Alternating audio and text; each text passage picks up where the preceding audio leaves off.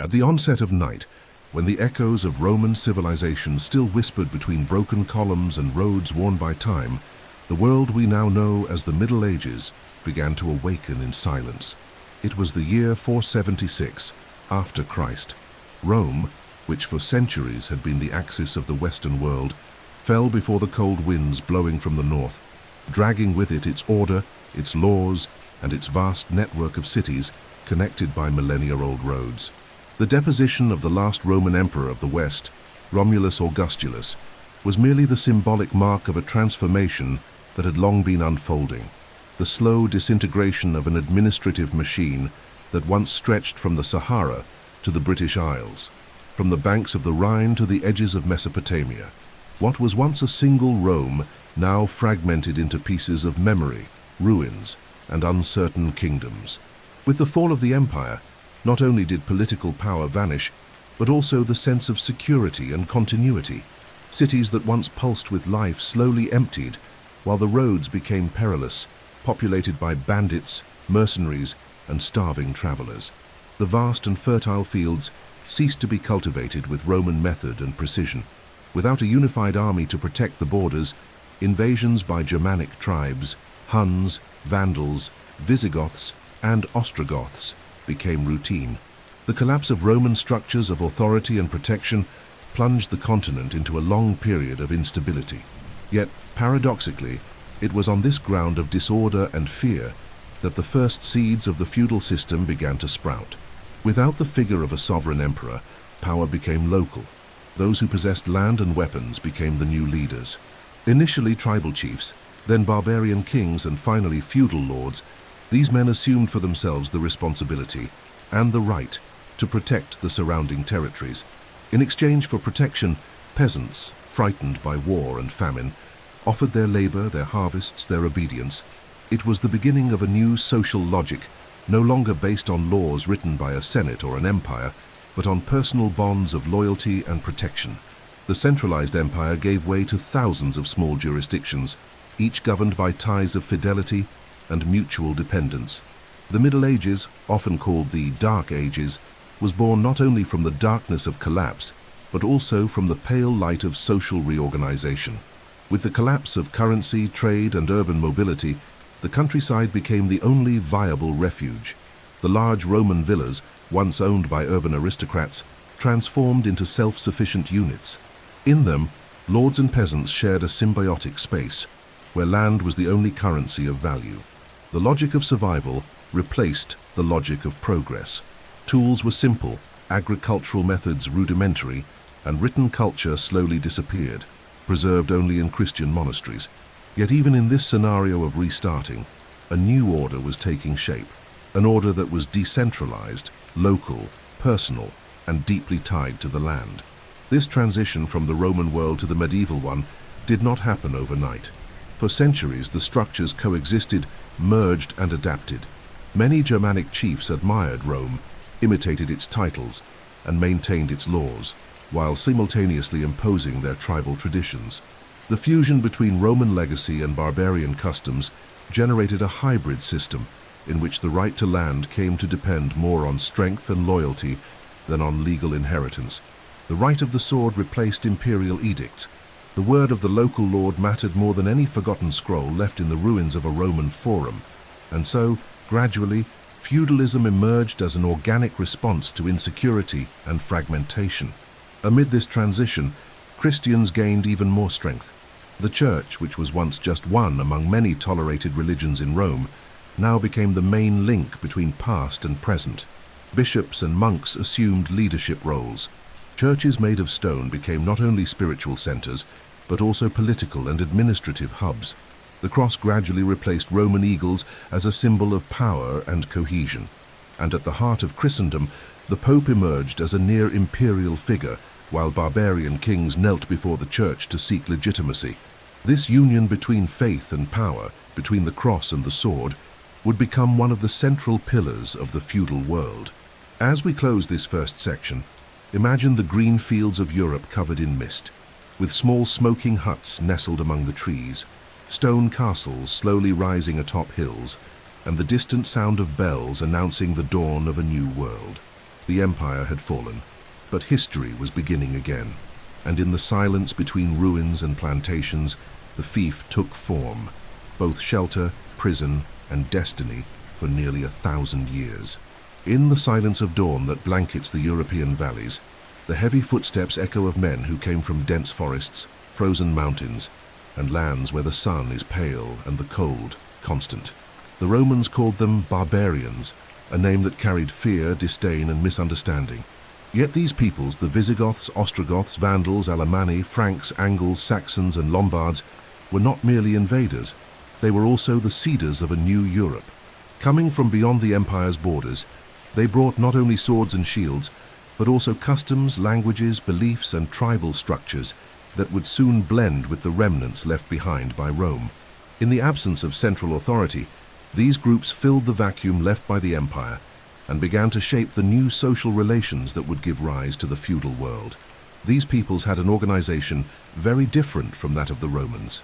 There was no state with a standing army, no systematic taxation, no codified legislation. Authority was diffuse, centered on the figure of the tribal chief or king elected by warriors. Loyalty was personal, built around bonds of blood, friendship, and oral alliances. Land for them was not a fixed commodity. It was the space for survival, hunting, family agriculture, and war. When they invaded territories, their intention was not complete destruction but settlement, to share harvests, claim castles, and adapt to the landscape.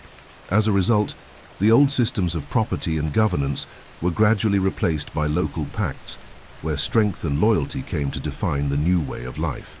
Rome's centralized administration gave way to a disconnected web of smaller kingdoms, duchies, counties, and territories controlled by local leaders. Each new people established its domain over a portion of Europe, founding hybrid kingdoms where Germanic laws coexisted, sometimes tensely, with fragments of Roman legal tradition. The kingdom of the Franks, for instance, under Clovis and later Charlemagne, tried to restore a Christian imperial image while retaining tribal customs. The Visigoths, settled in the Iberian Peninsula, built a system of power that blended Catholicism with warrior traditions.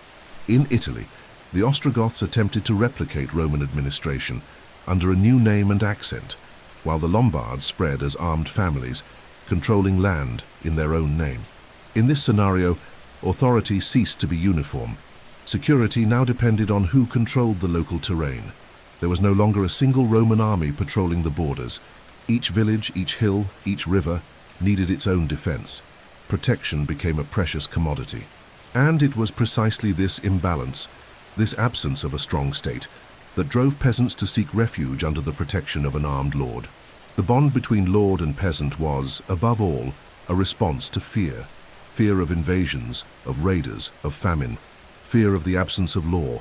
The ancient world, which had depended on a well-organized state network, gave way to a decentralized, spontaneous structure where the strongest imposed the rules and guaranteed local peace, even if fragile. At the same time, Germanic customs contributed to a more fragmented worldview, where the collective was replaced by loyalty between individuals. The figure of the suzerain, he who owns the land and offers protection, and the vassal, he who submits in exchange for security, emerged from this tribal logic. Oaths became sacred, sealed through ceremonies in which one placed a hand between the other's palms, eyes met, and words of loyalty were spoken like prayers. There was no need for written documents. What mattered was the word given, and the honor of keeping it. Authority came to be recognized not by title, but by strength, prestige, and the ability to gather loyal warriors.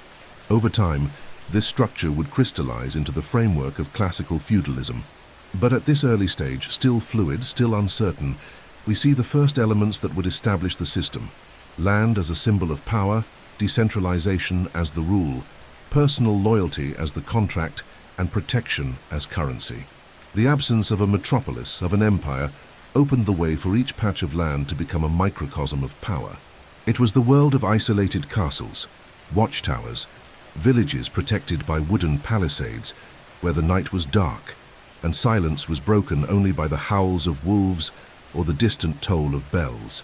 Gazing upon this fragmented Europe, we see not only chaos, but also the outline of a new kind of society, a society built more on human bonds than institutions, on basic needs more than ideals, on land, fear, and the will to survive. This is the landscape where feudalism begins to take form, a soil fertile not only in wheat and barley, but in pacts, alliances, and castles in the making. With the night sky cloaking Europe in thick clouds, and the distant murmur of wind brushing against forests that stretch over hills and valleys, medieval life begins to structure itself around a new logic. Far from Roman order, far from imperial ideals, a society emerged shaped by survival, fear, and land. The feudal system, before it was a set of laws or a crafted plan, was born of concrete needs, of the daily lives of men and women seeking protection, sustenance, and belonging in a world with no clear borders or absolute kings. This new society did not rise upon golden palaces, but upon fields, stone castles, and silent pacts between armed men and vulnerable peasants. It was the beginning of an era in which everything revolved around the possession of land and the ability to defend it, with swords, with alliances, and with blood. At the heart of this society, the relationship between lord and vassal became the axis of all structures. The lord, holder of land and military power, was the man who offered protection and resources. The vassal, in turn, was the one who knelt, swore loyalty, and committed to fight alongside the lord whenever called.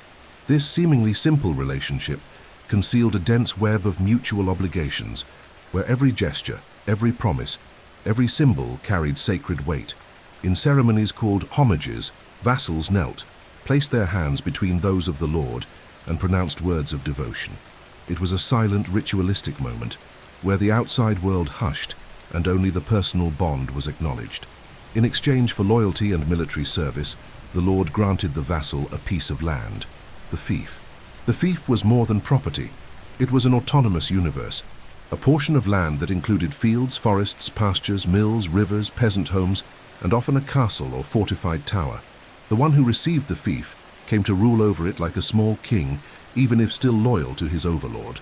This created a chain of fidelities, where one lord could be vassal to another and, at the same time, lord over many beneath him.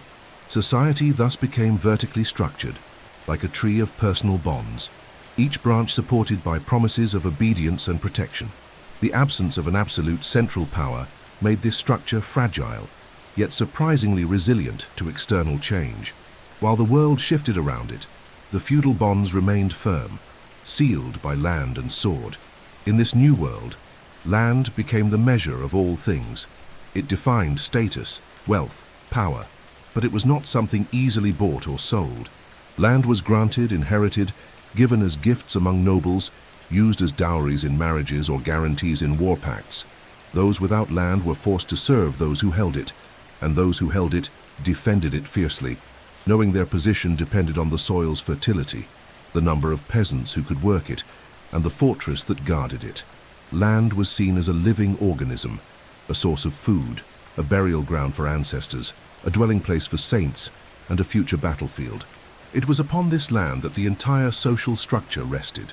The people who lived and worked on this land were mostly peasants, many of them serfs bound to the fief by birth, obligation, or debt. These men and women rose before the sun, toiled until exhaustion, and surrendered part of their harvests to the Lord in exchange for the right to keep living under his protection. Their duties included cultivating fields, repairing bridges and roads, tending animals, and even serving as soldiers during wartime. In return, they were allowed to live on the land, use natural resources, and receive protection from invaders, thieves, or famine. It was not an easy life, but it was a stable one. And in a world of uncertainties, stability was a precious good. The clergy also played a crucial role in feudal society. Bishops and abbots were often powerful lords, owners of vast lands and masters over countless peasants. The church blessed oaths of loyalty, sanctioned marriages among noble families, judged disputes, and promoted fear of sin as a form of social control. Feudalism and faith walked hand in hand. A knight was only respected if he was pious. A lord was only legitimate if in communion with the church. And vassals could only prosper if their actions did not contradict divine commandments. Heaven and earth were interwoven. Those who ruled down here did so with their eyes turned upward. This society, although profoundly unequal, was not chaotic. It followed slow, predictable rhythms marked by the seasons, religious festivals, harvests, and military campaigns. Each fief functioned like a small closed world, with its own rules, market, customs, and power relations. Roads were dangerous, kingdoms distant, and neighbors often hostile. For many, the fief was the only known universe, the place where one was born, worked, married, prayed, and was buried. Medieval life revolved around that space, enclosed by wooden fences and wheat fields, and it was there that the bonds of land, blood, and oath repeated themselves generation after generation. As we contemplate this resting society beneath the pale glow of the moon, reflected on thatched roofs and the still waters of wells, we understand that feudalism was not merely a political or economic system. It was a way of life, a silent pact between human fragility and the need to belong, a world of personal bonds in a time without guarantees. And as the bells of dawn echo from distant towers, we realize that everything there, everything revolved around an ancient pact, not written on paper, but held in the hearts of those who, in silence, sustained the world with hands stained by earth. While the stars remain motionless above the sleeping hills and the mist-covered fields rest beneath the veil of dawn, the feudal society pulses almost imperceptibly, like the rhythm of a heart that beats slowly, in silence, without haste. This world, anchored in land and time, was not upheld by paper contracts or universal laws, but by something more intimate, more ancient, a pledged word, a personal commitment, a vow made before God. It was this network of promises that bound men together and organized power in a time without absolute kings or central empires. The system of lordship and vassalage was the backbone of this fragmented universe, a game of loyalty, honor, and mutual obligations, where every promise carried the weight of survival. At the core of this system were two men, two figures bound not by blood but by necessity. The lord, master of lands, local authority, holder of regional power, and the vassal, a free man, often of noble birth, who submitted to the authority of the lord in exchange for protection, sustenance, and a share of the land. This alliance was sealed through a solemn ritual called the homage ceremony, held in silence, before witnesses, and often under the blessing of a church representative. The vassal would kneel before the lord, place his hands between the lord's hands, and speak a vow of loyalty. Then the lord would raise him, offer a kiss on the cheek, and hand him a symbolic object representing the fief, a handful of earth, a branch, a key. From that moment on, the bond was sealed. The vassal pledged loyalty, military support, political counsel, and financial aid whenever called upon. The lord in turn committed to guarantee the vassal's possession of the land, to protect him from enemies, and to uphold his authority. This pact was not merely economic, it was spiritual, sacred, inviolable. Breaking it meant not just earthly betrayal, but sin in the eyes of God. The vassal was neither servant nor slave. He was an ally, a companion in arms, a lesser noble who submitted to a greater one without forfeiting his dignity. In many cases, the same vassal could also be lord to others beneath him, forming a nearly endless hierarchical chain of overlapping fidelities. This system allowed power to be divided and decentralized while preserving a structure of obligations that prevented complete social collapse. When a lord was attacked, he could summon his vassals to war. When a vassal faced a land dispute or needed help arranging his daughter's marriage, he turned to his lord. When a new king was crowned, the great lords gathered their vassals to declare allegiance. It was like a symphony of voices echoing across feudal Europe, each one promising loyalty to another, forming an invisible web that sustained castles, villages, and farmlands. Personal loyalty was the cement of this social construction, and oaths were its pillars. Over time, these relationships became formalized. Written documents called charters of fief emerged, recording the rights and duties between lord and vassal. But even with parchment, what truly kept the system running was honor. Honor was more valuable than gold. A dishonored man lost his position, his land, and sometimes his life. Trust was the currency among nobles, and the memory of oaths was preserved with the same devotion as relics of saints. Thus, to betray a lord or abandon a vassal was seen as one of the gravest transgressions. Conflicts between nobles were not mere territorial disputes. They were breaches of sacred pacts, offenses against the very order of the world. The beauty and complexity of the lord-vassal system lie precisely in this interweaving of the political and the symbolic, the material and the spiritual. Land was granted, but with it came the word. And once the word was given, it could not be broken without profound consequences. The vassal, though subordinate, was often the lord's confidant, his right hand, his advisor. In some cases, he could accumulate enough strength and prestige to become equal or even superior to his former lord. That is why feudal relationships were also marked by tension, by constant vigilance, by strategic alliances that could change over time, but always under the weight of the initial vow. In the cold pre-dawn hours of stone castles, while torches burn silently in the corridors and sentinels keep watch from high towers, many of these oaths were remembered. Letters were read by candlelight, coats of arms studied with care, and decisions that would affect dozens of fiefs were made in whispers. Loyalty was tested on battlefields, in banquet halls, and in secret tribunals. Every vassal knew that his life, honor, and livelihood depended on maintaining that delicate balance. And every lord knew that his power was, in truth, the sum of the promises he had inspired. The feudal world was neither uniform nor static. It changed, through wars, marriages, alliances, and betrayals. But the system of lordship and vassalage was its stable base. It was the invisible fabric that bound lords and peasants, knights and clergy, kings and barons. A dance of mutual obligations that allowed the world to keep functioning, even if slowly, even if fragmented, even if under the shadow of the sword. And so, within the depths of that medieval silence, pulses the heart of a society built not by mighty armies or grand empires, but by words whispered between clasped hands, promises sealed by men of flesh and iron, and by the land that sustained them all. When the first rays of sunlight still sleep behind the mountains, and the tree branches remain still under the night's dew, a fief awakens, not in haste, not with noise, but in the serene rhythm of a world that lives in harmony with the seasons, the cycles of the land, and the silence of time. The fief, the basic unit of medieval society, was not merely a piece of cultivated land. It was a closed, self-sufficient universe where every element fulfilled its role within a carefully balanced order. Within invisible boundaries, drawn not by stone walls but by oaths, traditions, and natural landmarks, the lives of lords and peasants unfolded. It was the stage upon which the great play of the feudal world was performed, a play that would last for centuries.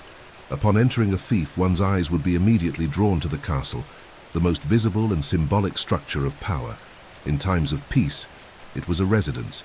In times of war, a refuge and fortress. Built on the highest point of the region, made of solid stone with watchtowers, walls, and an inner courtyard, the castle was the political and military heart of the fief. There lived the feudal lord with his family, knights, trusted servants, and sometimes chaplain monks. Inside, large halls with hearths warmed the cold days.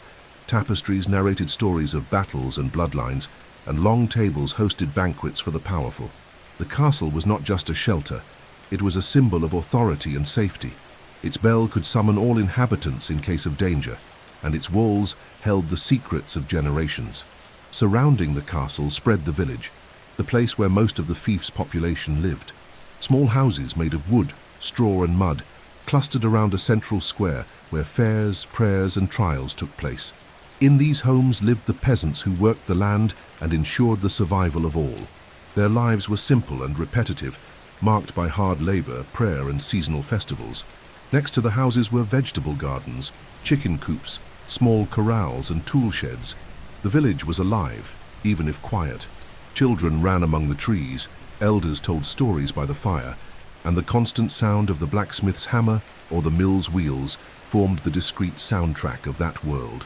Farther out stretched the cultivated fields, arranged in strips alternating between wheat, barley, oats, and fallow land. The crop rotation system ensured soil fertility. Peasants, many of them serfs, spent most of the day ploughing, sowing, harvesting, tending animals, and delivering part of their yield to the lord as tribute. The land was divided between the domain, worked directly to sustain the castle, and the tenures or holdings, portions assigned to peasants in exchange for labor and loyalty. Each harvest was divided according to sacred, immutable rules. It was not commerce but obligation, a social cycle rooted in the soil.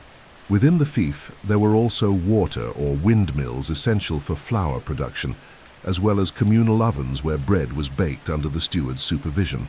There was also the wine press, the communal granary, and often a chapel or parish church that centralized the community's spiritual life. There, baptisms, weddings, and funerals took place under the chants of monks or priests, and the constant presence of the cross reminded all that above the Lord stood a vigilant and omnipresent God. Religious feasts structured the feudal calendar, blending faith with routine, spirituality with rest. The land, seen as divine creation, was worked with reverence and gratitude. The fief had no clear walls like Roman cities. Its boundaries were natural: streams, forests, trails, hills, or symbolic, passed down through generations. The peasant knew how far he could gather wood, where his neighbor's field ended, and where the next fief's territory began. Maps or detailed records were rare. Knowledge was oral, handed down from parent to child. Any boundary violation could spark disputes between lords, skirmishes, or swift invasions. For this reason, vigilance was constant.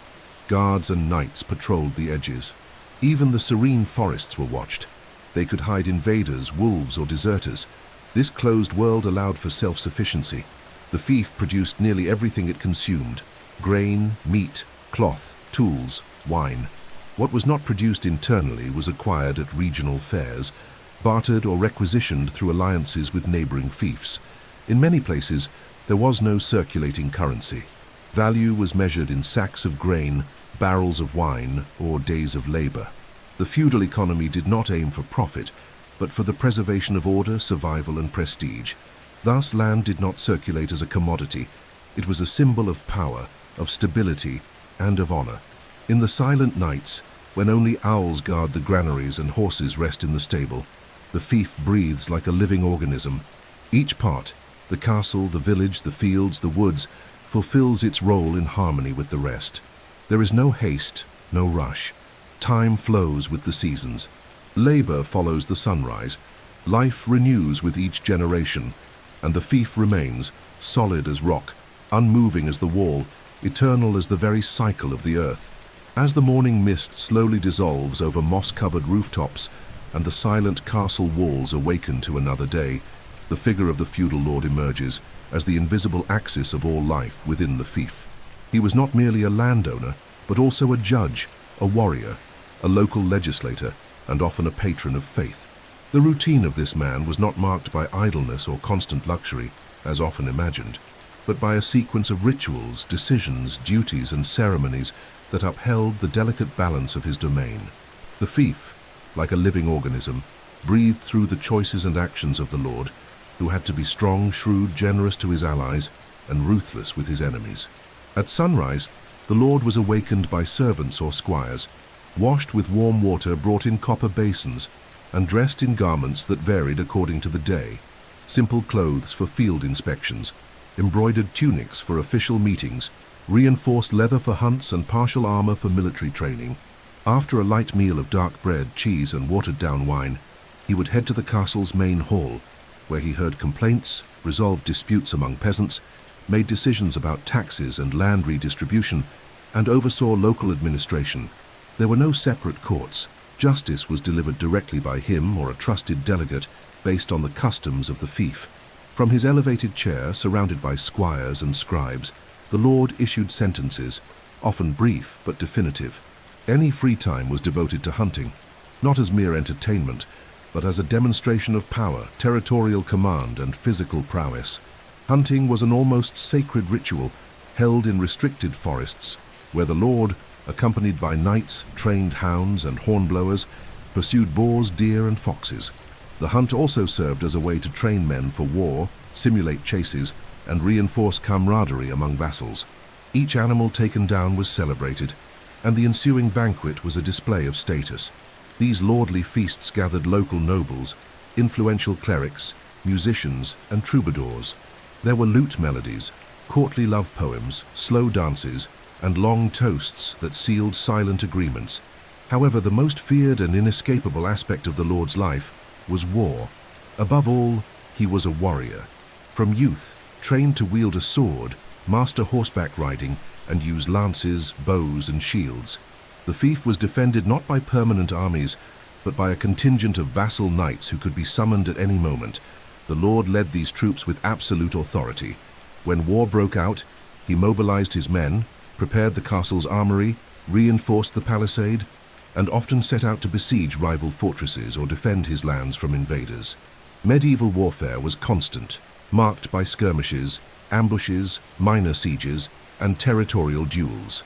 The lord was always alert, and victory or defeat in battle could completely alter the fate of his lineage.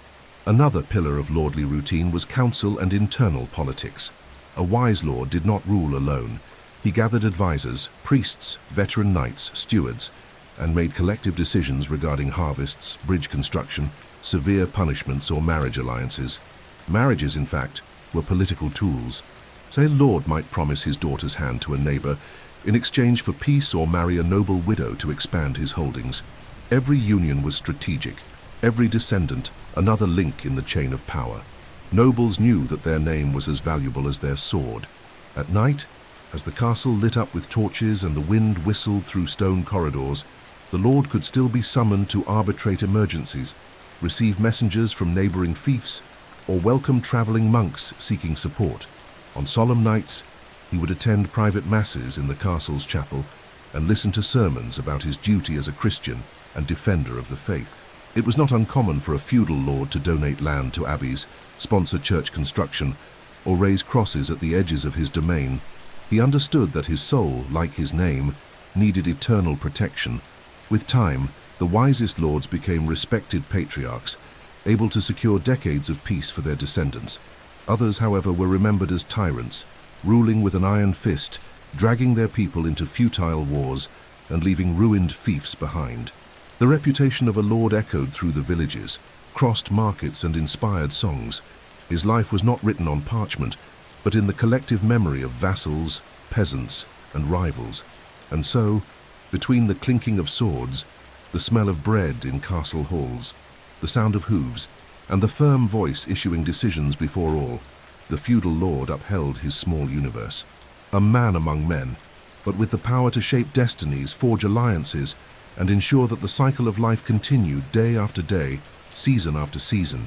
While the light has yet to touch the horizon, and roosters barely risk their first crows beneath a sky veiled in dark clouds, movement already stirs in the villages of the fief. Inside the timber and mud huts built by the very hands of those who dwell in them, a man slowly rises. His muscles ache, his hands are calloused, and his stomach growls with the same regularity as the soil demands to be tilled. He is a peasant, the backbone of feudal society, the silent pillar of a world where lords wield power, but serfs keep life flowing. The history of the Middle Ages, though filled with protagonists in castles and churches, was written mostly by hands covered in dirt, bare feet, and bent backs across generations. And it is in this silence that begins the routine of one who holds no title, yet carries the weight of the world on his shoulders. The medieval peasant awoke before sunrise. His house, simple, made of raw wood and thatched with straw, was shared with his wife, young children, and often small animals, chickens, pigs, even sheep. The floor was packed earth, the furnishings sparse and rudimentary, and warmth came from a central hearth, fed with wood collected from the lord's forest. There was no luxury, only survival. The first tasks of the day were to feed the animals, stoke the fire, and prepare a porridge of oats or stale bread soaked in warm water. Then, without pause, he went to the fields, armed with hoe, baskets, plows, and sometimes with thin oxen pulling crude wooden tools. Most of the peasants' labor focused on the lord's land, the domain. It was there he spent his days cultivating wheat, barley, rye, or vegetables. Only a fraction of the harvest was kept for his family. The rest, often the best, was surrendered as tribute to the feudal lord. This tribute wasn't limited to food. It included extra days of labor, mandatory services such as repairing bridges, hauling goods, serving as a soldier during wartime, or building public structures. Many peasants also paid fees to use the mill, the communal oven, or to fish in the Lord's river. Every service had a cost, and the currency was sweat. The peasant figure was not monolithic. There was the high freeman, who could negotiate directly with the lord, and the Haserfion, bound to the land, by hereditary obligation. The serf could not leave the fief without permission, could not sell his plot, and owed a portion of his harvest, time, and even his children to the lord. Yet even within these constraints there was a sort of pact. The lord offered protection and safety from raiders and outside threats, while the peasant guaranteed food, labor, and order. It was an unequal exchange, but deeply rooted. Both sides knew that without the other the system would collapse. A lord might wield swords, but without bread there was no army. A peasant could work the soil, but without the wall he was prey to the dangers of the world. Despite the hardships, there were moments of relief. Religious festivals punctuated the calendar, offering days of rest, music, circle dances, cheap wine, and songs passed from generation to generation. A young couple's wedding, a successful harvest, the birth of a child, or even the arrival of a wandering minstrel were rare causes for joy. The church, always present at the village's heart, was the only place where the peasant could feel part of something greater. There, amid flickering candles, saintly images, and whispered Latin prayers, he sought meaning in his suffering. The promise of paradise was often the balm for a life of privation, and the fear of hell, the restraint that kept him obedient. Even burdened with duties, the peasant possessed knowledge. He could read the signs of the land, predict weather from cloud patterns, understand seasonal cycles, preserve seeds, and make basic medicines from herbs gathered in the forest. This knowledge was unwritten, but passed from parent to child through gestures, tales, and practical demonstrations. Each field had a name, each tree a meaning. The peasant knew the soul of the fief, like a sailor knows the sea. He knew where rare mushrooms grew, where the soil was richest, where the river overflowed in rainy months. His wisdom was silent, but indispensable. Old age came early. Many peasants died before reaching 40, worn down by disease, infection, hunger, or the accumulated toll of a grueling life. There were no doctors in the fief, only herbalist monks, folk healers, and faith. When he died, the peasant was buried in the small cemetery beside the church, with no elaborate tomb, no inscription. Yet his memory lived on in the earth he cultivated, in the children who followed his steps, and in a routine that never changed. The world might evolve beyond the fief's borders, but there in that closed universe everything remained as it had always been. The life of a medieval peasant, therefore, was made of cycles: sow, reap, pay, obey, pray, wait. Yes, there was suffering, but there was also belonging. He was part of something larger, of a visible, tangible order. Even in oppression he knew his place, and in that place he found a kind of silent peace. At nightfall, exhausted, he lay beside his family, listening to the wind slip through the hut's cracks and the crickets singing under the moon. And then he slept, with a tired body, but a peaceful heart, knowing that tomorrow the earth would call again, and he would answer. In the absolute stillness that blankets the medieval dawn, when not even the rooster dares to crow, and the winds whisper through the woods like forgotten prayers, a sound pierces the darkness with sweetness and solemnity, the ringing of a bell. It echoes from the stone tower of a small church at the center of the fief, announcing that the world, though shrouded in shadows, is still under the watchful eyes of God. This simple sound reveals one of the deepest truths of the feudal universe. The church was omnipresent, both in the hearts and in the structures of society. It was faith, but also power. It was comfort, but also control. It was the only bridge between the earthly and the eternal. And at the heart of feudalism, the church did not merely preach, it ruled. The church in medieval times was not a distant institution, confined to faraway monasteries or urban cathedrals. It was present in every fief, no matter how remote. There was always at least one parish church with a priest who celebrated Mass, baptized newborns, blessed weddings, and buried the dead. But beyond the spiritual rites, the priest was also a counselor, an educator, and often the only person in the region who could read and write. He recorded births, noted harvests, and frequently represented the people before the feudal lord. At the altar, he spoke sacred words. Beyond it, he was the guardian of sins and reconciliations. His power was not of the sword but of the word, and his authority was feared as much as that of the Lord himself. More than a spiritual presence, the church was also an economic powerhouse. Over the centuries, It accumulated lands, castles, mills, vineyards, and even entire villages. Many Benedictine and Cistercian monasteries functioned as true centers of territorial administration. Their monks did not merely pray. They farmed land, managed records, taught medicine, copied ancient manuscripts, and administered resources with astonishing precision. The church collected tithes, a tenth of all peasant production, meant to sustain the faith and liturgical services. But these tithes often financed the luxury of high-ranking clergy, the construction of lavish churches, and distant crusades. The ecclesiastical hierarchy was complex and powerful.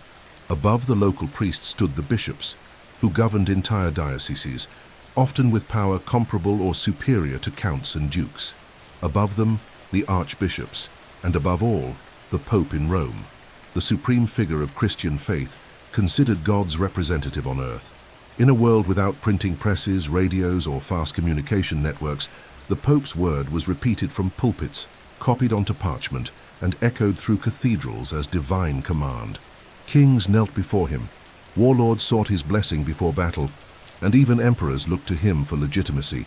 The Church did not merely influence, it defined what was righteous and sinful, what was sacred, and what was cursed. In the darkest times, Christian faith was also the last refuge of hope. The promise of eternal life was the consolation of peasants. The image of the crucified Christ, hanging on walls of mud and stone, reminded all that suffering on earth was temporary, and that a reward awaited beyond death. This deep belief upheld the social order. The serf accepted his condition, believing humility would be rewarded. The noble believed his generosity earned forgiveness. Penances, fasts, confessions, and pilgrimages were part of daily life. There was fear of hell, but also trust in miracles. And every saint had a purpose: to protect the sick, bless the harvests, heal the afflicted, or guard the children. The Church was also the guardian of knowledge. In a Europe where illiteracy was the norm, monasteries preserved the works of Aristotle, Cicero, Galen, and Augustine. Copyist monks spent hours transcribing ancient books, illuminating pages with rare pigments, and crafting letters as if they were jewels. It was in these places that the surviving knowledge of antiquity endured. And when cathedral schools began to emerge, many of them run by monks, a new intellectual elite took form, which centuries later would lay the foundations of Europe's first universities. Yet the Church's power was also exercised through control and fear. Excommunication, the act of banning someone from Christian communion, was one of the most dreaded punishments. An excommunicated person was treated like the living dead. No Christian could speak to him, shelter him, or even bury him in sacred ground. Then there were the heresies, movements deemed dangerous, suppressed with severity through the Inquisition. In the name of preserving the faith, many were persecuted, judged, and condemned to the stake. The Church's spiritual power extended into courts, battlefields, and political decisions. Nothing escaped its watchful gaze. And still, despite its excesses, the Church remained for most people the visible face of God's mercy. It baptized the newborn, blessed the bread, received the dying. Its bells marked time. Its prayers accompanied harvests and funerals. Its presence was constant, comforting. Like a stern but devout mother, it guided the people with firmness and the promise of redemption. Thus, when night fell over the fief and the last peasant extinguished his lamp, the only light still glowing was that of the chapel, where a monk continued to pray. For all, for each one, for a world of faith and soil, of cross and sword, of bent knees and calloused hands. And in that sacred silence rested the deepest power of the Middle Ages, the faith that touched all things, guided all paths, and justified all destinies. As the night mist drifts through the valleys, and the world still rests in silence beneath the thick veil of early morning, there is a place where life begins even before the rooster's first crow, not with the clatter of weapons or the rumble of wheels, but with the soft whisper of a prayer.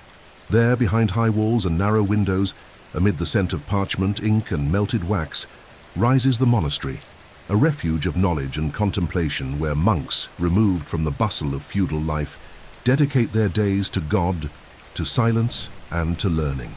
In the vast rural and fragmented landscape of medieval Europe, monasteries stood like islands of order, focal points of discipline and study, in a sea of ignorance and chaos.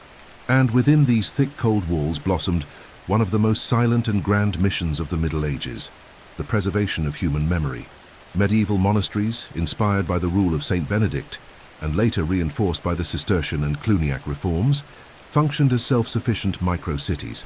Their walls protected not only the monks, but also vegetable gardens, orchards, vineyards, stables, and workshops.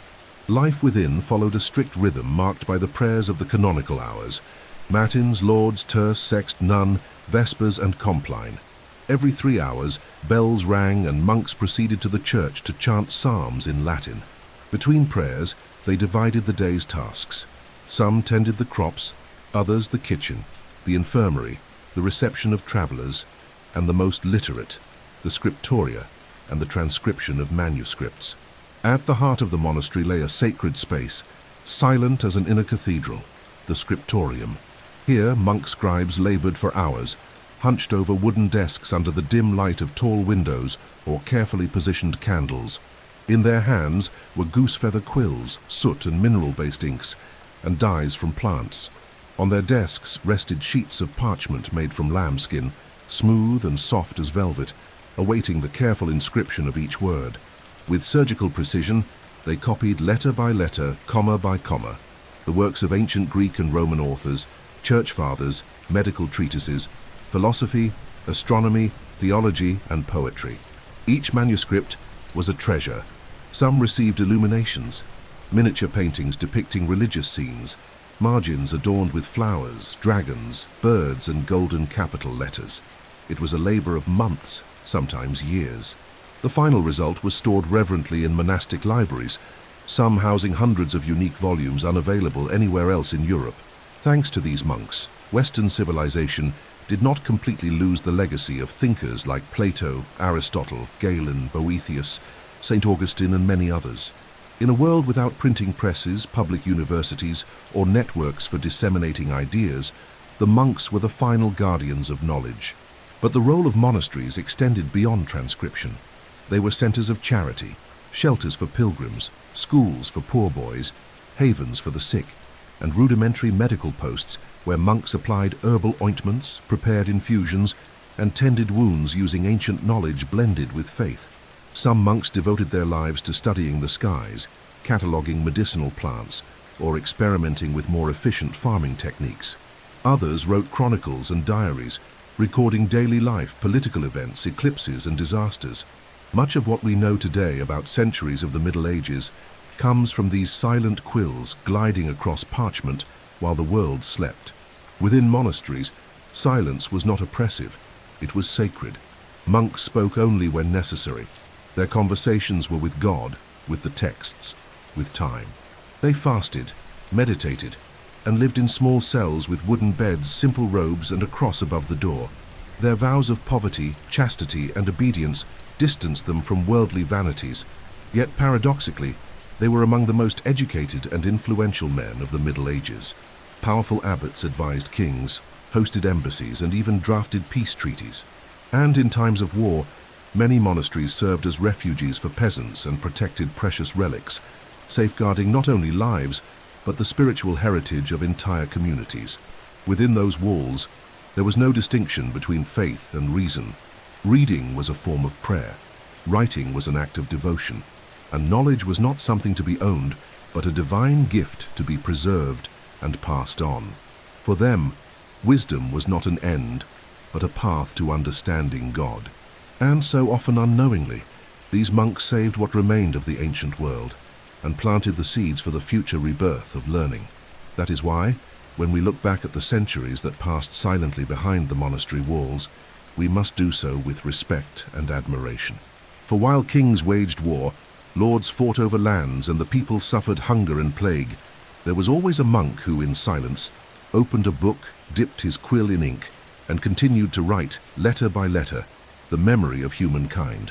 As the dawn timidly rises behind the misty hills, and dew begins to dissolve across the silent fields, a silhouette appears in the distance.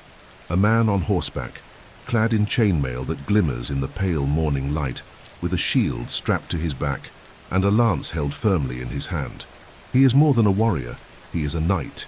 The medieval knight was not just a combatant in service to a feudal lord, but a symbol of power, honor, and faith. In the landscape of the Middle Ages, where the world was held together by swords and prayers, knights embodied the ideal of the virtuous and brave man, capable of defending the weak, protecting the church, and upholding the order of the feudal world. The path to knighthood began in childhood. Sons of nobles at the age of 7 were sent to other castles to serve as pages, learning good manners, the art of hunting, weapon handling, and above all, obedience. At 14 they became squires, accompanying veteran knights in battle, serving them during campaigns and rigorously training with sword, lance, bow, and horse riding. Only at 21, after proving bravery and loyalty, were they dubbed knights in a solemn investiture ceremony, which included purifying baths, a night of prayer vigil, and the formal receipt of sword and spurs, given by a lord or even the king. From that moment on, his life belonged to a higher ideal, that of chivalry. But what was chivalry? More than a military class, it was a code of conduct, a life philosophy based on honor, loyalty, courtesy, and courage. The knight was expected to protect the defenseless, be generous to the poor, keep his word, act nobly even toward enemies, and above all defend the Christian faith. This ideal was shaped over centuries under the influence of the Church, which viewed knights not only as warriors, but as champions of Christianity, ready to fight heretics, protect pilgrims, and join the Crusades. It was common for knights to wear scapulars beneath their armor, carry saintly relics, and make vows of purity before battle. For them, war was also a sacred act. Off the battlefield, knights stood out in tournaments, grand events that gathered nobles from various fiefdoms to showcase strength, skill, and glory. In these jousts, 2 knights would charge each other on horseback, trying to knock the opponent down with heavy lances before crowds of onlookers. These tournaments were accompanied by music, dancing, flag parades, and noblewomen cheering for their champions. Victory brought fame, gifts, coats of arms, and often the heart of a lady.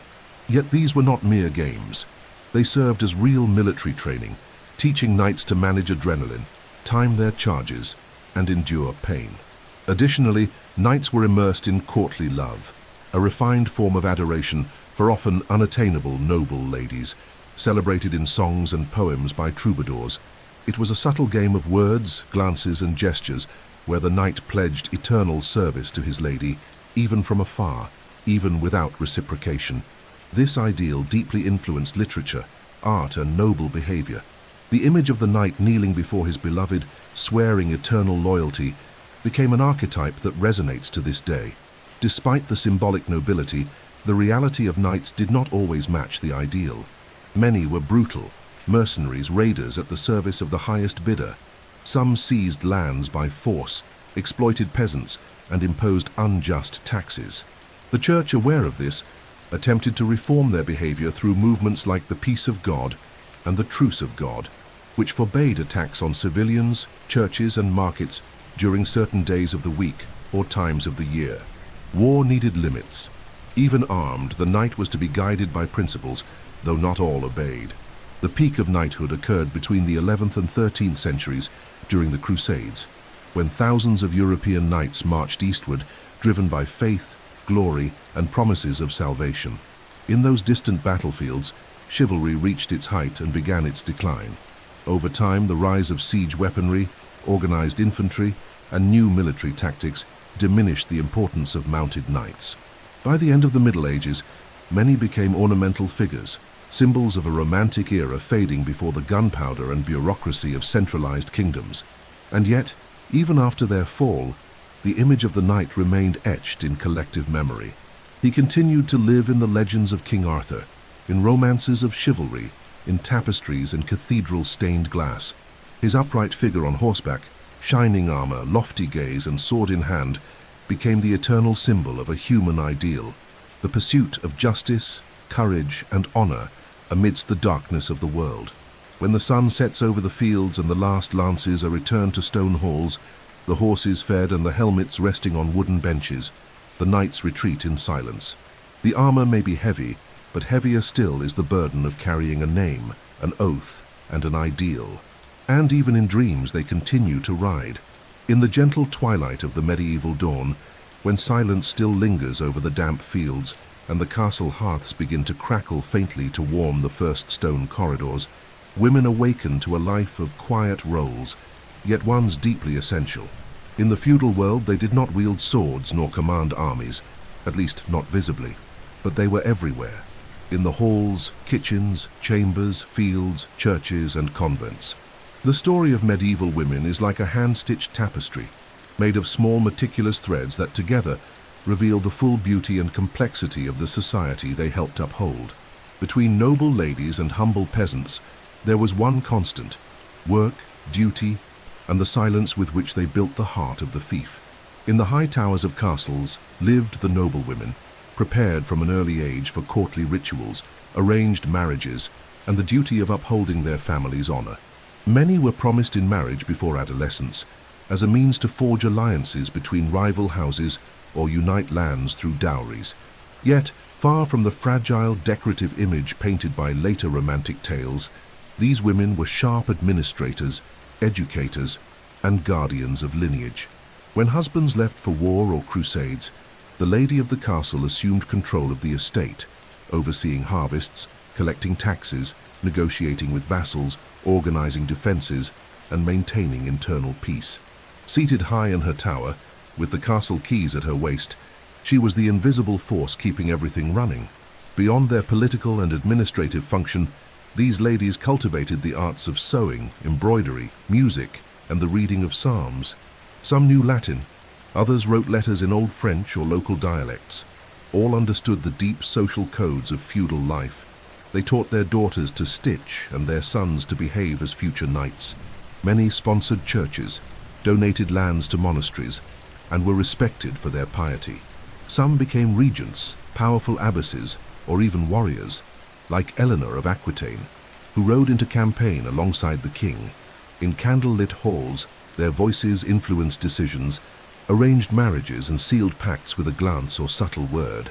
In the fields and villages, the life of peasant women was marked by another form of strength, the endurance of daily toil. From a young age, they worked in the fields, fetched water, ground grain, baked bread, stitched their own garments, and raised children. When husbands were summoned to war or forced labor, they took over the entire agricultural load. Many gave birth alone, aided only by experienced midwives, and raised their families with minimal resources. Their hands bore the weight of tools and the tenderness of care. Some knew how to use medicinal herbs, prepare ointments, and treat wounds.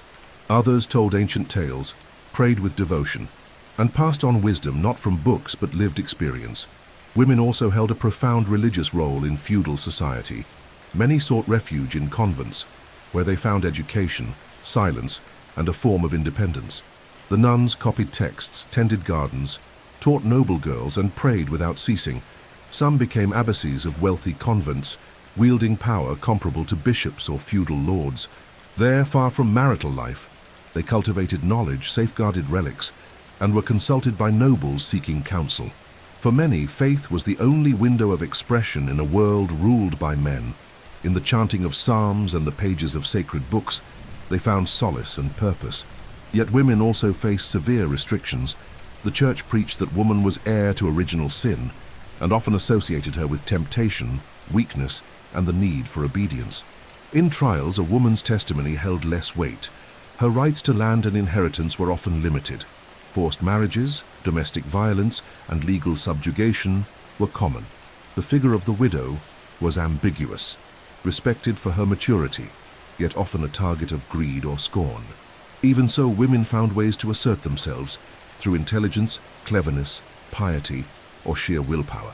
Their voices were not recorded with the same intensity as men's, but they echo between the lines of documents, in preserved letters, in pilgrims' accounts and monastic chronicles, in the castle halls and stone kitchens, at tower windows and wheat fields, in night prayers and folk songs, lies the silent testimony of half of humanity that sustained the feudal world with resilience and faith. At day's end, when the castle quiets and village homes darken, it is the woman who covers the children, prepares the final meal, extinguishes the flame, and whispers a prayer. In the feudal world, she was not seen at the center of power, but without her, nothing standing on the outside would have held together within. When the sun set behind the hills of the fief, and the monastery bells announced vespers with their deep, spaced tones, a distant murmur began to travel down the roads. The Holy Land was under threat, and it was the duty of the faithful to reclaim it. This call, which crossed borders, seas, and mountains, gave rise to the most ambitious and bloody movement of religious and military expansion in the Middle Ages, the Crusades. For nearly 2 centuries, thousands of knights, nobles, peasants, merchants, monks, and beggars left their fiefs, families, and certainties behind to march eastward in the name of faith. But behind the cross stitched on their tunics lay a complex web of political, economic, and social interests, along with an attempt to export feudalism beyond Europe. The First Crusade was called in 1095 by Pope Urban II at the Council of Clermont.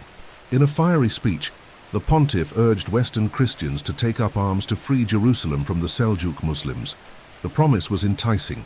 Those who died in battle would have their sins forgiven and secure a place in heaven. The response was immediate. Feudal lords saw the crusade as an opportunity to expand their domains, gain wealth, and raise their status. Impoverished knights sought glory and land. Peasants and pilgrims saw a spiritual rebirth, and perhaps an escape from their debts and suffering. Thus thousands departed toward the east, leaving behind entire fiefs that would be managed by wives, children, or temporary regents. On the way to Jerusalem, the Crusaders crossed Byzantium, Anatolia, Syria, and Palestine, facing hunger, disease, ambushes, and fierce battles. Upon conquering Jerusalem in 1099, they founded Christian kingdoms like the Latin Kingdom of Jerusalem, the County of Edessa, the Principality of Antioch, and the County of Tripoli. In these territories, they tried to replicate the world they knew, implementing feudal structures, distributing lands among vassal knights, building castles in European style, and organizing courts, churches, and taxation systems.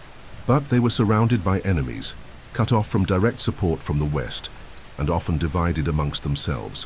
Feudalism, which had taken root in familiar soil, struggled to take hold in the desert and among cultures as ancient as they were different. The subsequent crusades, such as the Second, Third, and Fourth, were marked by failures, internal rivalries, and disputes among European kings. Still, the impact of these campaigns was profound. They opened trade routes between Europe and the East, promoted cultural exchange, and introduced new goods such as sugar, spices, oriental fabrics, perfumes, and navigation instruments. They also revived European interest in the knowledge preserved in the Islamic world. Treatises on medicine, mathematics, philosophy, and astronomy were translated and brought into monasteries and schools across Europe. Crusader chivalry, once driven solely by fervor, now returned adorned with silks, alchemical books, and Arab world maps. At the same time, the Crusades weakened many feudal lords who, upon leaving, lost lands, riches, or their lives. This reduced local power and strengthened monarchies that were beginning to consolidate centralized authority. Kings like Philip II of France or Richard the Lionheart of England emerged as symbols of a new era, in which power was no longer scattered among castles, but gathered under a single crown. The Church, while momentarily strengthened, would soon be questioned for its political alliances, internal corruption, and violence committed in the name of faith. The Crusades, meant to purify the Christian spirit, revealed the contradictions of a Europe seeking heaven, yet submerged in earthly ambitions. Beyond the East, other crusades were launched within Europe itself. The Albigensian Crusade against the Cathars in southern France showed that the Crusader sword could turn inward against fellow Europeans. The Northern Crusades, aimed at Slavic and Baltic peoples, sought to expand Christianity and feudal order to the most remote corners of the continent. In each case, more than just religion was carried. The structure of the feudal world, with its lords, vassals, tributes, churches, and castles, was exported. It was the attempt to impose a medieval logic on lands and peoples rooted in other traditions. When the last Latin kingdoms of the East fell at the end of the 13th century, the surviving knights returned to a Europe that was no longer the same. The economy was shifting, cities were growing, kings were gaining strength. Peasants, now more aware of their value, began to question taxes, and feudalism, still dominant, was showing its first signs of decline. The Crusades, in trying to expand feudalism beyond its frontiers, ironically helped accelerate its own downfall. And in the silence of Jerusalem's empty churches, Among the ruins of Crusader castles lost in the desert, and in the songs still echoing through the taverns of France and Germany, remained the memory of a time when men followed the cross in search of paradise, and returned with souls full of questions, gold in their pockets and longing for home. At the dawn of an ordinary day in the late Middle Ages, as the monastery bells echoed their notes over the dew-soaked fields and the first carts creaked along the dirt roads, something different began to take shape on the horizon of the fief. These were not knights, nor monks, nor lords, but merchants, artisans, peasants carrying sacks of grain, women with baskets of cheese and bread, minters, goldsmiths, tanners, all marching toward a common destination, the medieval fair.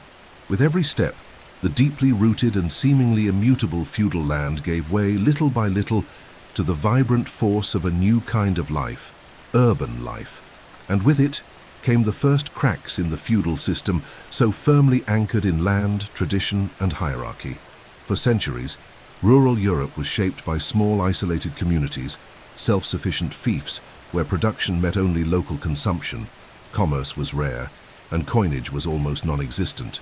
But between the 11th and 13th centuries, slow and profound changes began to seep through the cracks of this order. Harvests improved thanks to the iron plough and the three-field crop rotation system. Population increased. Agricultural surpluses made trade possible. And where there is exchange, there is encounter. And where there is encounter, a village is born. And with it, the seed of a new era. Medieval villages were not merely clusters of houses. They were centers of transformation, where peasants, fugitives fleeing oppressive lords, itinerant artisans, and ambitious youth sought a life different from that offered by the fields. Many of these villages sprang up at road junctions, near bridges, ports, or fortresses. Some grew around monasteries and churches, others under the protection of castles. Over time, they gained walls, regular markets, squares, parish churches, and even rudimentary systems of self-governance. The medieval city was not yet free in the modern sense, but it was more fluid than the feudal world. In it, a person's name mattered less than their craft, and birth status began to matter less than talent.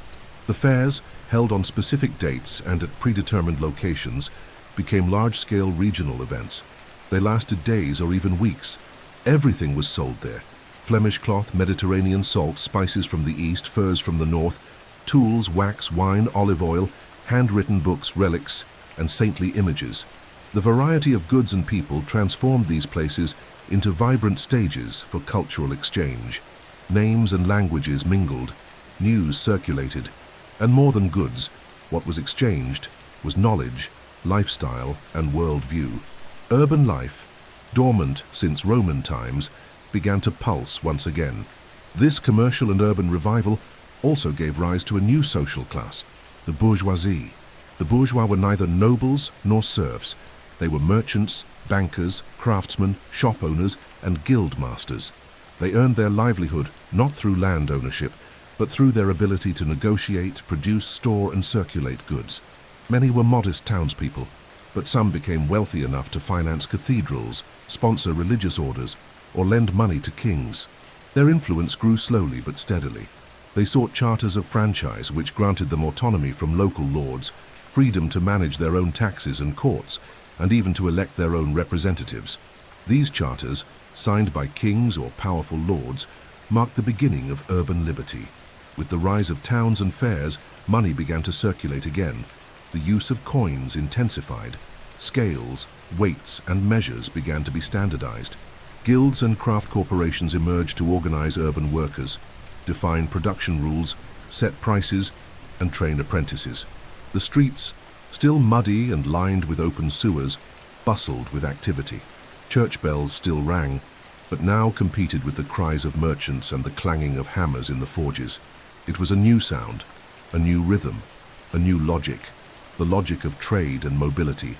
But feudalism, so deeply rooted in tradition and land, felt the impact.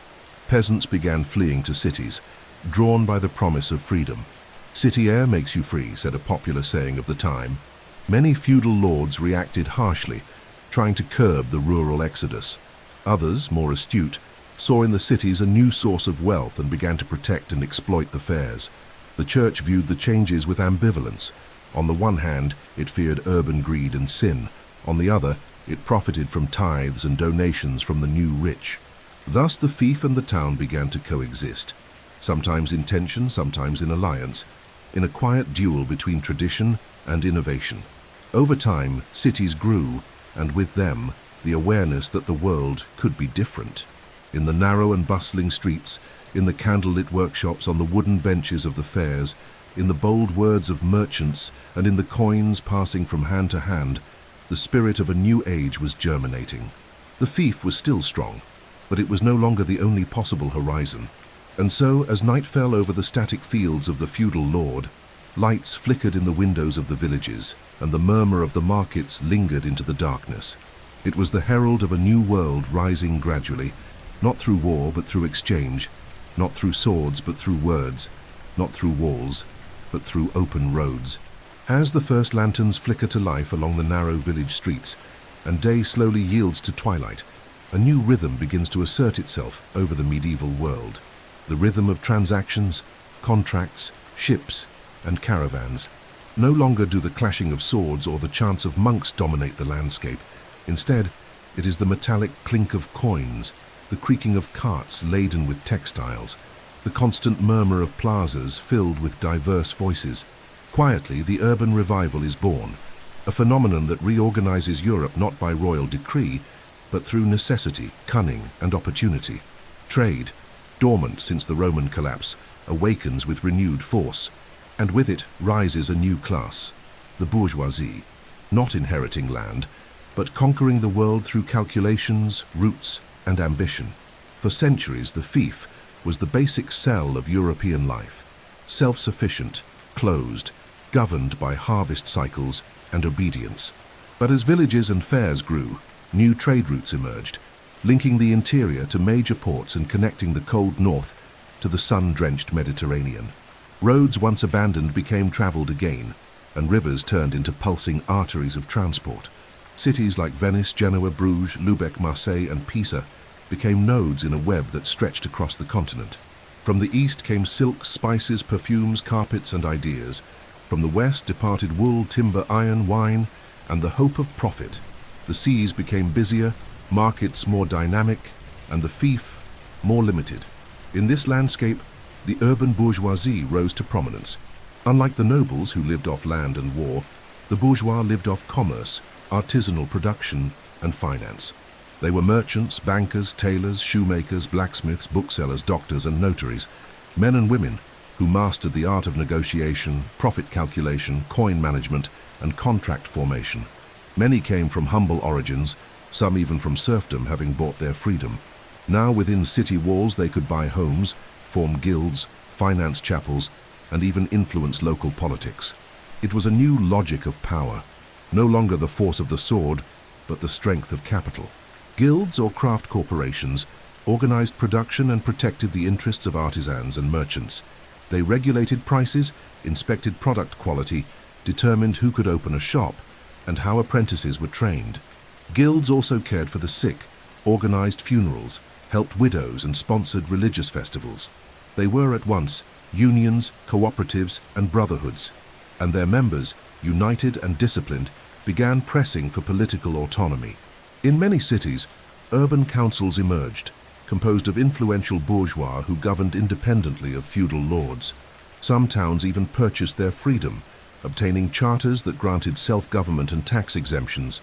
This new urban order differed profoundly from the rural one. In cities, time was marked by business, not by harvests. Buildings rose in stone, with 2 or 3 stories. The children of merchants studied arithmetic, accounting, and rhetoric. In the wealthier homes, libraries, mirrors, and luxury utensils appeared. Culture became more refined. Merchant quarters bustled with life, with foreigners, Jews, Arabs, and Christians living and trading side by side. And as money circulated, so did patronage of the arts, music, and architecture. Gothic cathedrals, with their spires reaching toward the heavens, were built by a population that dreamed higher. But this urban blossoming sparked conflict with the feudal order. Lords resented losing peasants to cities. Nobles viewed the enriched bourgeois with suspicion. The church vacillated, condemning usury while benefiting from urban financing. In many cases, kings began to support cities seeing in them a way to weaken barons and strengthen centralized authority. It marked the beginning of a slow but irreversible transformation. The centralization of state power, the decline of rural nobility, and the rise of a new type of society, urban, commercial, and bourgeois. This urban rebirth did not destroy feudalism overnight. For centuries, both systems coexisted, city and countryside, bourgeois and lord, fair and harvest. But the balance began to tip. Every new contract, every new coin minted, every new bridge built brought Europe closer to a new era. Land remained important, but it was no longer enough. Noble blood alone could no longer guarantee power. The world was changing, and many had yet to realize it. In torchlit squares, while church bells still rang and merchants packed up their stalls, a new idea was beginning to take shape.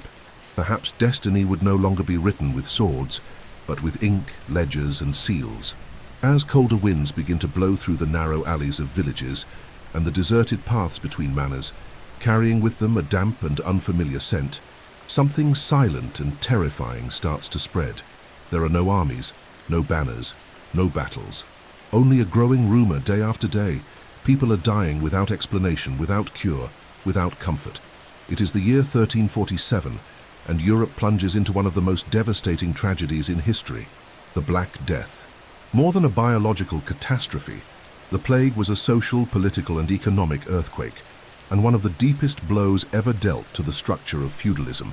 It all began with ships docking at Italian ports from the east, carrying not just goods, but rats infested with fleas contaminated by the bacterium Yersinia pestis. Within months, the disease spread through cities, reaching the countryside, monasteries, and castles. No wall was high enough, no oath strong enough, no prayer effective enough to stop the advance of the Black Death. The symptoms were swift and brutal: high fevers, chills, vomiting, dark buboes under the skin, delirium, and finally, the silence of death. Between 1347 and 1351, it is estimated that over a third of Europe's population perished. In some regions, more than half. In the feudal lands, the impact was immediate and devastating. Fields were abandoned, mills fell silent, crops rotted. Feudal lords, long accustomed to abundant servile labor, watched their peasants die by the thousands, flee in desperation, or refuse to work. Many manors were deserted, reduced to dusty ruins surrounded by unworked soil. Churches could not bury the dead fast enough. The bells tolled endlessly. Fear spread like the plague itself. And with it came deep questions. Why would God allow this? Why were priests dying too? Where were the saints, the miracles, the certainties? Amid this collapse, something unexpected began to unfold. The value of labor increased. With fewer peasants available, those who survived began demanding better conditions. Many lords were forced to abolish dues, pay wages, or release serfs from hereditary obligations. In some regions, serfs became free workers. The system, based on submission and tradition, began to give way to more negotiated relations, rooted in the worth of human labor. It marked the beginning of the end of serfdom, especially in Western Europe. Peasant uprisings, like the Jacquerie in France or the Wat Tyler Rebellion in England, made this shift clear.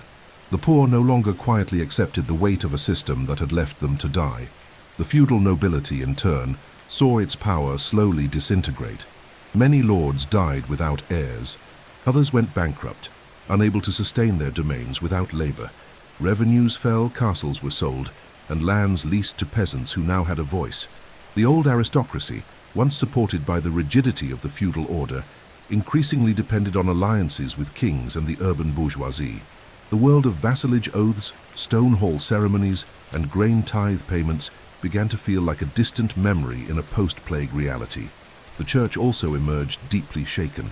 Monks and priests died in staggering numbers. Shocked by the clergy's impotence and the corruption that surfaced among survivors, the population began questioning spiritual authority. Popular cults, flagellant movements, prophecies, and heresies multiplied. Fear of death and loss of trust in dogma gave rise to a more personal, anguished, and critical religiosity. Faith did not disappear, but it changed form. And although the church remained powerful, it no longer held a monopoly over people's conscience. By the end of the epidemic, the feudal world still stood, but unsteadily. Castles still rose, bells still rang, lords still called themselves protectors of order. But something had changed, deeply and irreversibly. The manor was no longer the center of the world. Land, though still valuable, no longer guaranteed prestige without workers. Peasants, once submissive, now had choices. And winds of change blew from cities, ports, workshops, and freshly copied books. The plague, in its devastation, accelerated the end of one era and paved the way for the birth of another. And so, as the stars once again shone over a silent Europe, marked by improvised cemeteries and untouched fields, a new time began to emerge, harsher, more uncertain, more free. A time when the fief, which had reigned for centuries through land oaths and obedience, would gradually be replaced by walled cities, written contracts, humanist ideas, and kings with a thirst for centralization. When the land still bears the scars of the plague, when crops grow wild beside abandoned houses, and the silence of the bells is replaced by the tense murmur of conversations in village squares, something new begins to germinate in the soul of the people. Not a fruit nor pure hope, but a contained ancestral cry that slowly turns into rebellion. For centuries, peasants accepted the land as destiny, the lord as law, and servitude as inheritance. But now, after so much death, abandonment, and broken promises, they begin to rise. And what was once silent obedience becomes outcry, resistance, fire, and rudimentary blades raised against castles. This is the age of peasant revolts, the first tremors that precede the definitive collapse of the feudal order. The post-plague European landscape was an open wound. A decimated population had created a labor shortage, and desperate to maintain their income, feudal lords tried to raise taxes, prohibit migration, and freeze wages, a futile attempt to hold back the tide of change. But the peasants were no longer the same. They knew their labor had value. They knew there were vacant lands, neglected manors, and cities that promised freedom. Their awareness of their economic importance gave rise to a nascent social consciousness. They no longer saw the lord as a necessary protector, but as a vulnerable oppressor. And for the first time in generations, they dared to say, enough. In France in 1358, the Jacquerie erupted, a revolt of peasants armed with tools and accumulated rage who marched on castles, set noble residences ablaze, freed serfs, and destroyed symbols of oppression. The repression was brutal. Thousands were killed, but the message had been delivered. The ground trembled under the feet of those who had always been kneeling. In England, 20 years later, the Wat Tyler Rebellion broke out, driven by tax hikes and royal exploitation of the poor. The rebels invaded London, demanding the end of serfdom and deep social reforms. Tyler was assassinated during negotiations, but again the shock was irreversible. These uprisings were not isolated incidents. In Germany, in the Byzantine Empire, rural Italy and regions of Scandinavia, the same pattern repeated.